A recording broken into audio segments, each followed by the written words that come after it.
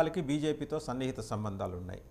So BJP has to open up it's mouth. ఇంతవరకు ఎందుకు tight లిప్డ్గా ఉంది? ఎవరిని కాపాడేందుకు, లేకపోతే ఎవరి ప్రయోజనాలు కాపాడేందుకు? అంటే అదర్ వే అరౌండ్ వైసీపీ ప్రయోజనాలు కాపాడేందుకు బీజేపీ సైలెంట్గా ఉందా? ఈ ప్రశ్న వస్తుంది. ఒక్క నిమిషం అండి, రామ్ కుమార్ గారు అయిపోగానే మీ దగ్గరికి వస్తాం. చాలా క్విక్గా రామ్ కుమార్. కాదండి, ఇప్పుడు ఫస్ట్ కేసు పెట్టింది ముంబైలోనే.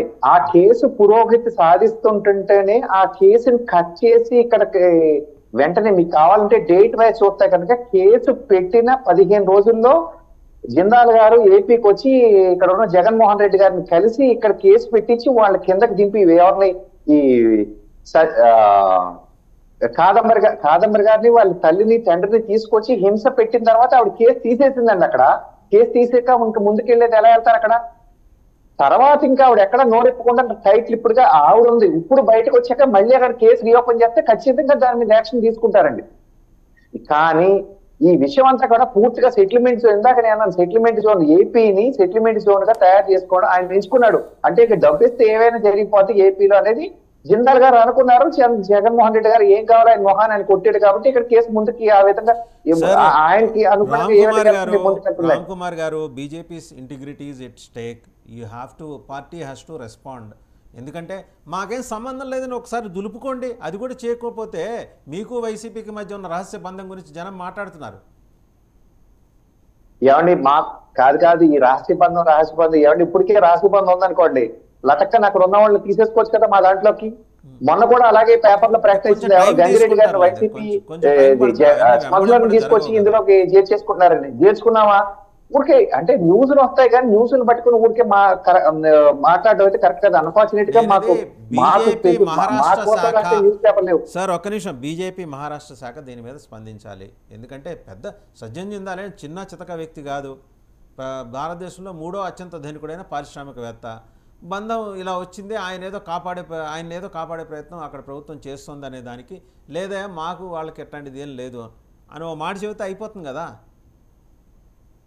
కాదండి, అక్కడ సంబంధం లేదు అనడానికి లేదు, కానీ అక్కడ కేసు క్లోజ్ చేసేసారండి. ఆవిడ కేసు విత్డ్రా చేసుకున్నారు. మళ్ళీ ఇప్పుడు ఓపెన్ చేసి టెక్నికల్ గా మాట్లాడుతున్నారు. కాదండి, డిస్కషన్ ఒక్కసారి బాలకోట గారు కంక్లూడ్ చేస్తాం, మళ్ళీ మనం డిస్కషన్ కంటిన్యూ చేద్దాం. బాలకోట గారు కైండ్లీ. వాసుదేవ్ గారు, నేను డైరెక్ట్ విషయంలోకి వస్తున్నా. ఇది జిందాల్కి సంబంధించిన వ్యవహారం కాదండి. మనం విషయాన్ని మొత్తం కూడా ట్రాప్ తప్పుతుంది.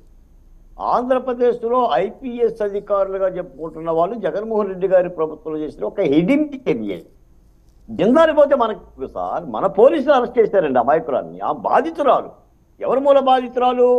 మన పోలీస్ శాఖ మూలాన బాధితురాలు. చర్యలు తీసుకోవాల్సింది వీళ్ళ మీద.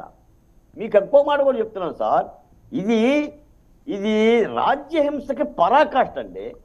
ఈ రోజు నా అమ్మాయి చెప్తుందంటే డీజీపీ కసిరెడ్డి రాజేందర్ రెడ్డి గారి పాత్ర ఉందంట, intelligence chief PSR Anjaneyulu, ACP Vishala Gunni, Vijayawada CP Kanthirana Tana, సిఐలు, ఎస్ఐలు, కాశీ విశ్వనాథ్, హనుమంతరావు, ఎవరండి వీళ్ళంతా? ఐపీసీ తలదించుకోవడంలా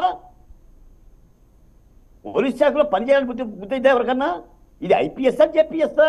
ఇండియన్ పోలీస్ సర్వీసా, జగన్ పర్సనల్ సర్వీసా? దీన్ని తేల్చాల్సిన అవసరం ఉందండి. మీకు ఎప్పటికి కూడా వాళ్ళు చెప్తున్నారు, ఇప్పుడు సర్కారే లీకులు ఇచ్చి, అంటే లోకేష్ ఎర్ర బుక్కును అమలు చేయటానికి, ఈ పోలీస్ అధికారుల మీద చర్యలు తీసుకోవటానికి ఈ కాదంబరి చిత్వాన్ని అడ్డు పెట్టుకుంటున్నారనే మాటలు మాట్లాడుతున్నారే. ఏమంటే ఒక ఆడకూతురు సార్, నీతి జాతి లేకుండా అసలు తెలుగు మీడియా పట్ల ఏమై మాట్లాడుతున్నామా? ఒక 2 చేతులు జోడించి కన్నీళ్ళు పెడుతుంటే ఆ అమ్మాయ ఏంటి సార్? ఈ రోత పత్రికలో, ఈ రోత జగన్ గారి రోత మీడియా, కూలి మీడియాలో కనికరం లేకుండా ఈ రోజున మన ఇప్పుడు వేరే చిన్న చిన్న సంఘటనలు జరుగుతుంటే ప్రభుత్వం స్పందించకపోతే స్పందించమని చెప్పండి. ఇప్పుడు వెంకటేశ్వర రెడ్డి గారు చెప్తాను, వెంకటేశ్వర రెడ్డి గారిని ఏమన్నాను కానీ ఆయన వైసీపీ అధికార ప్రతినిధి కదా, ఆయనే అంటున్నాడు, దమ్ముంటే చర్యలు తీసుకోండి, చేతులు ఇవ్వా, చేత రాదా, ఎవరినైనా తీసుకోమంటున్నారు. కాబట్టే ల్యాండ్ మార్క్ చర్యలు తీసుకోవాలి, landmark right, thank you judgement Balakoti గారు, ఇప్పటికే శివపార్వతి చాలా గారు, ఆలస్యం. రామ్ కుమార్ గారు, వెంకటేష్ రెడ్డి గారు, శ్రీనివాస్ రెడ్డి గారు, అందరికీ ధన్యవాదాలు. సో చూసాం కదా జత్వానీ కేసులో డెవలప్మెంట్స్ నిజంగానే రాష్ట్రంలో పనిచేస్తున్న ఉన్నతాధికారుల రెప్యుటేషన్ని చాలా ఏదో మసకబారేలాగా చేస్తున్నాయి. అంటే మనీ మధ్య కూడా ముఖ్యమంత్రి ఒక చోట అన్నారు చంద్రబాబు నాయుడు గారు, మన ఐఏఎస్లు అలాగే మన ఐపీఎస్లు ఎందుకని పిఎంఓలో లేరు.